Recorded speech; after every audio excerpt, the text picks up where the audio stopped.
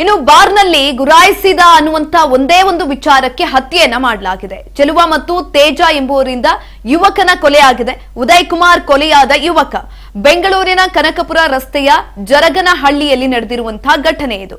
ನಿನ್ನೆ ರಾತ್ರಿ 8:30 ಸುಮಾರಿಗೆ ಘಟನೆ ಆಗಿದೆ. ಬಾರ್ನಲ್ಲಿ ಗುರಾಯಿಸಿದ ಎನ್ನುವ ವಿಚಾರಕ್ಕೆ ಹತ್ಯೆಯನ್ನ ಮಾಡಲಾಗಿದೆ. ಚೆಲುವ ಮತ್ತು ತೇಜ ಎಂಬುವರಿಂದ ಯುವಕನ ಕೊಲೆಯಾಗಿದೆ. ಉದಯ್ ಕುಮಾರ್ ಕೊಲೆಯಾದ ಯುವಕ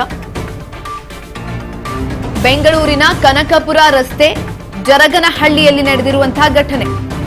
ನಿನ್ನೆ ರಾತ್ರಿ 8:30 ಸುಮಾರಿಗೆ ಘಟನೆ ಆಗಿದೆ. ಚಾಕು ಹಾಗೂ ಬಿಯರ್ ಬಾಟಲಿಯಿಂದ ಹಲ್ಲೆ ಮಾಡಿ ಕೊಲೆ ಮಾಡಿದ್ದಾರೆ. ಪುಟ್ಟೇನಹಳ್ಳಿ ಪೊಲೀಸರು ಸ್ಥಳಕ್ಕೆ ಭೇಟಿಯನ್ನ ಕೊಟ್ಟಿದ್ದಾರೆ, ಪರಿಶೀಲನೆಯನ್ನ ಮಾಡಿದ್ದಾರೆ.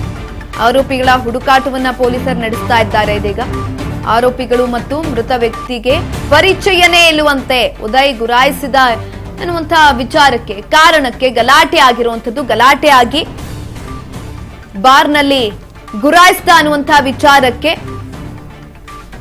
ಈ ರೀತಿಯಾಗಿ ಕೊಲೆಯನ್ನ ಮಾಡಿರುವಂತದ್ದು.